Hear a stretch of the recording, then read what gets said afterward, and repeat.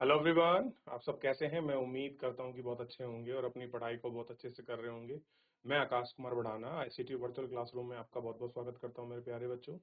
जैसा आपको पता है मेरे प्यारे बच्चों, बेसिकली हमारी आपका जो है 9th क्लास है और अरेंजमेंट लेने के लिए मैं आया हूँ साइंस की जगह। तो आज हम लोग ज्योग्राफी पढ़ रहे थे, आपको याद होगा, और चैप्टर नंबर 5 तक मैं आपको बता चुका था। हम जीव जंतु एवं वनस्पतियों के बारे में पढ़ रहे थे। अब हम इसी के अंतर्गत हम लोग जो है आपको पॉपुलेशन के बारे में पढ़ेंगे कि आखिर में जनसंख्या क्या है। और आप जानते हैं जनसंख्या का आकार, साइज और स्थिति, कहाँ पर कितना पाया जाता है, क्या उसका घनत्व है। इसी आधार पर हम लोग एक एक करके आपका जनसंख्या को बात करेंगे और उसको घनत्व को देखेंगे। बेसिकली जनसंख्या क्या है और कैसी है, इस पर हम लोग आपका बात करने की कोशिश करेंगे। ठीक है, कह रहे क्या आप मानव रहित विश्व की कल्पना कर सकते हैं। संसाधनों का उपयोग एवं सामाजिक सांस्कृतिक वातावरण का निर्माण कौन करता है। समाज एवं अर्थव्यवस्था के विकास में मानव का महत्वपूर्ण योगदान होता है। मानव संसाधनों का निर्माण एवं उपयोग करते ही वे स्वयं भी विभिन्न गुणों वाले संसाधन होते हैं। कोयला तब तक चट्टान का एक टुकड़ा है जब तक मानव ने उसे प्राप्त करने की तकनीकी का आविष्कार कर एक संसाधन नहीं बनाया है। कह रहे हैं कि जो कोई आपका कोयला है, कोयला क्या है, एक चट्टान का टुकड़ा है। अगर आपने इस चट्टान के टुकड़ों का सही उपयोग करके मानव ने अपनी तकनीकी का जो आविष्कार किया है, जब तक उससे एक कोयले को आपका रिसोर्सेज नहीं बनाया है, तब तक वो क्या है आपका कोई आपका संसाधन नहीं बन पाया। यानी कि आविष्कार की जननी ही आपका किसी भी चीज को ह्यूमन रिसोर्सेज के उपयोग के लिए चीजों को आपका डेवलप कर सकती है। क्या कर सकती है, ह्यूमन के लिए आपका इन चीजों को डेवलप कर सकती है। बाढ़ या सुनामी जब किसी घनी आबादी वाले गांव या शहर को प्रभावित करते हैं, तब वह आपदा बन जाते हैं। क्या बन जाते हैं, आपदा बन जाते हैं। इसीलिए सामाजिक अध्ययन में जनसंख्या एक आधारित तत्व है। यह एक संदर्भ बिंदु जिसमें दूर से दूसरे तत्व का अवलोकन किया जाता है। जब उसके अर्थ एवं महत्व का ज्ञात करें तो संसाधन और आपदा एवं विनाश का अर्थ केवल मानव के लिए ही महत्वपूर्ण नहीं है। उनका वितरण, उनकी वृद्धि, उनकी विशेषताएं या गुण के सभी स्वरूप को समझने के लिए, उनकी विवेचना करने के लिए आपका मूलभूत आपका पृष्ठभूमि प्रदान करता है। क्या करता है, मूलभूत पृष्ठभूमि प्रदान करता है। तो मानव रहित विश्व की क्या आप कल्पना कर सकते हैं। समाज और संस्कृति का निर्माण कैसे होगा। अगर आपकी पॉपुलेशन या आपकी जनसंख्या नहीं है तो आप समाज का, संस्कृति का, इन सबका निर्माण कैसे करोगे, ये आपकी देखने वाली और सोचने वाली बात है। क्लियर है, क्या है, ये सोचने वाली बात है।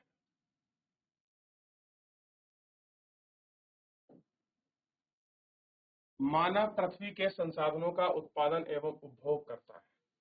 मानव क्या करता है, पृथ्वी के जितने संसाधन है उनका उत्पादन करता है, उपभोग करता है। इसलिए जानना आवश्यक है कि एक देश कितने भागों में निवास करता है और कहां कहां और कैसे कैसे। आप देखते होंगे बहुत सारे हमारे राज्य हैं, कुछ यूटी हैं, कहीं पर्वत हैं, कहीं पहाड़ हैं, कहीं पठार हैं, कहीं मैदानी इलाका है, कहीं तटीय इलाका है, कहीं समुद्री है। हर जगह भारत में जनसंख्या, पॉपुलेशन निवास करती है। उसकी संख्या में वृद्धि क्यों होती है, पॉपुलेशन बढ़ती क्यों है, उनमें कौन सी विशेषता है कि भारतीय जनगणना हमारे देश की जनसंख्या संबंधी जनसंख्या के आंकड़ों को प्रदान करती है। कौन सी वो चीजें हैं जो इन सबको बढ़ाते हैं। जनसंख्या का आकार एवं वितरण कैसा है, आकार एवं वितरण।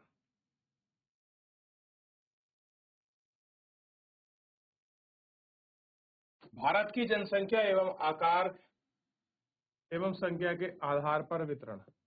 अब हम वितरण देखेंगे, जनसंख्या का जो आकार है और उसकी संख्या के आधार पर डिस्ट्रीब्यूशन हम लोग पढ़ेंगे। आपका पॉपुलेशन का जो डिस्ट्रीब्यूशन है उसको हम लोग आपका देखें। ठीक है, तो एक बार सबसे पहले आप आगे बढ़ने से पहले, हम भारत की पॉपुलेशन पढ़ने से पहले एक बार थोड़ा सा इसको अच्छे से देख लीजिए। फिर हम जनसंख्या पढ़ेंगे, कितनी जनसंख्या वृद्धि है, कितनी पॉपुलेशन है, कितने वर्ग मीटर में लोग रह रहे हैं, इसके विषय में हम सब आपका देखेंगे और समझेंगे। तो एक बार सभी आप लोग गौर करके अच्छे से देख लीजिए, पढ़ लीजिए। बात कर रहे हैं जनगणना की। तो सबसे पहले देखिए, मार्च 2011 तक भारत की जनसंख्या कितनी है? मार्च 2011। तो 11 के बाद 10 साल कब होंगे? 22, यानी कि 2023 में नया डाटा आना था।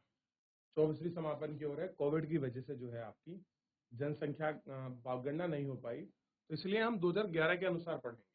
नहीं तो हम किसके पढ़ते? 2023 के अनुसार हम कार्य में देखते हैं इसको। क्लियर है? तो बिल्कुल कंफ्यूजन नहीं होना, क्योंकि हर 10 साल पे हमारी जनगणना होती है।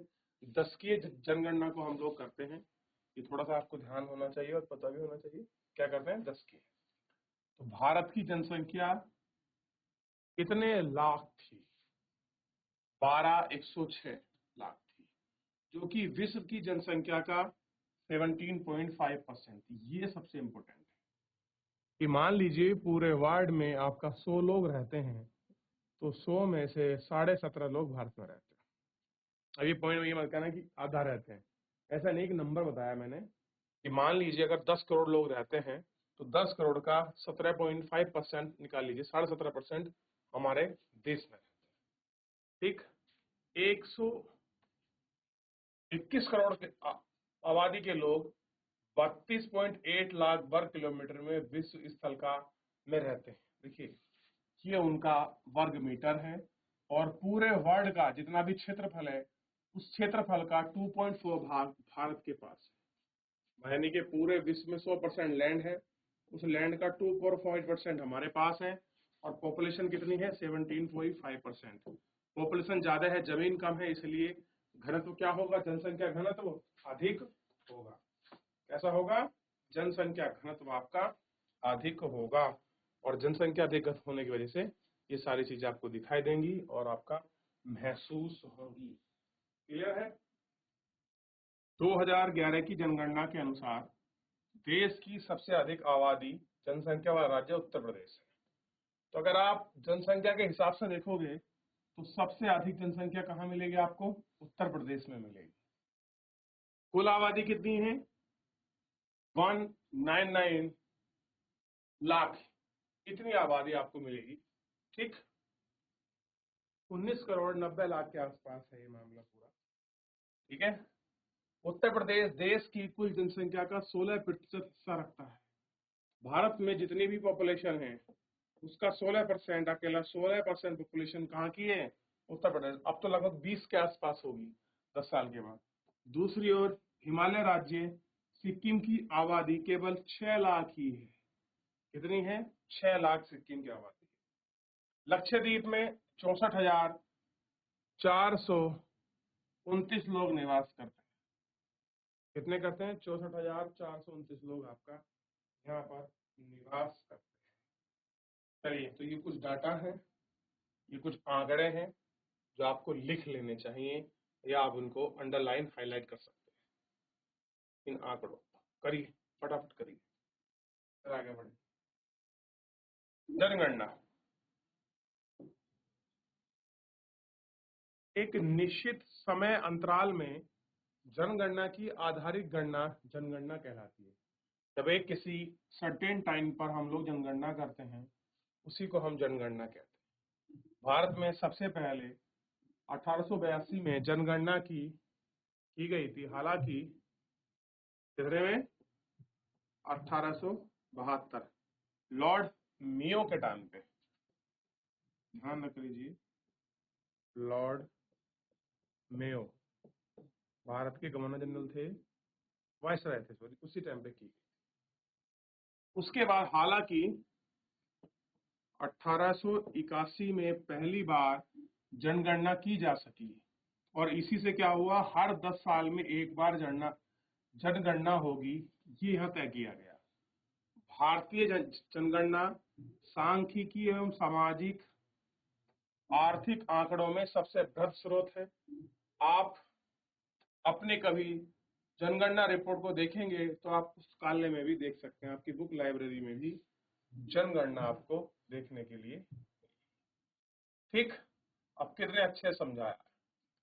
कह रहे हैं कि ये संपूर्ण शेष विश्व है, ये पूरा ऐसे मानिए ये पूरा विश्व है, ये इस विश्व में से ये जो बाप का टुकड़ा है ये भारत की जनसंख्या 17.5, बाकी जितना बचा हुआ है ये 100 में से आपका कितना बचा है 82.5%। ये पूरे विश्व की पॉपुलेशन है जो और देश हैं, अकेले 17.5% किसकी है, भारत की। क्षेत्रफल की बात करें, टोटल क्षेत्रफल 100% है, उसमें से 2.4 भारत के परसेंट है, बाकी 97.6% आपका पूरे वर्ल्ड के पास है। देखिए कितने अच्छे से आपको एक्सप्लेन करके दिया। कह रहे हैं भारत की जनसंख्या असमान वितरण का क्या कारण है, कि भारत में जो जनसंख्या है वो जो असमान वितरण पाया जाता है उसका क्या कारण है। भारत के आधार पर भारत की जनसंख्या का वितरण असमान वितरण का बेहतर चित्र प्रदर्शित करता है। पृथ्वी इकाई क्षेत्र में रहने वाले लोगों की जनसंख्या को जनघनत्व कहते हैं। भारत विश्व की घनी आबादी वाले देशों में से एक है। कैसा है, घनी आबादी वाले देशों में से एक है। केवल बांग्लादेश और जापान का जनसंख्या घनत्व भारत से अधिक है। बांग्लादेश और एवं जापान का जनसंख्या घनत्व ज्ञात कीजिए। जनसंख्या घनत्व का मीनिंग देखिए, 1 वर्ग किलोमीटर में कितने लोग रहते हैं उसी को कहते हैं जनसंख्या घनत्व। कहते हैं जनसंख्या घनत्व, यानी कि 1 वर्ग किलोमीटर में कितने लोग निवास कर रहे हैं उसी को कह देंगे हम जनसंख्या घनत्व। 2011 में भारत का जनसंख्या घनत्व 382 वर्ग किलोमीटर प्रति व्यक्ति था। ध्यान दीजिए, ये इसकी यूनिट है 382 प्रति वर्ग किमी, 382 वर्ग, लिखिए इसको। चलिए इसके बाद आगे बढ़े। कह रहे हैं कि जहां बिहार का जनसंख्या घनत्व 1102 है, यानी कि 1 किलो यानी कि 1 वर्ग किमी में इतने लोग रहते हैं। वहीं अरुणाचल प्रदेश में कितने लोग रहते हैं, ये तो हो गया बिहार, और ये अगर अरुणाचल प्रदेश की बात करो तो कितने लोग रहते हैं, मात्र आपका 17 लोग रहते हैं। चित्र 6.3 में राज्य स्तरीय जनसंख्या घनत्व असमान वितरण को दर्शाता है। इसे दिखाता है, असमान वितरण को दिखाता है। चलो देखिए बेटा, ध्यान दे सभी बच्चे।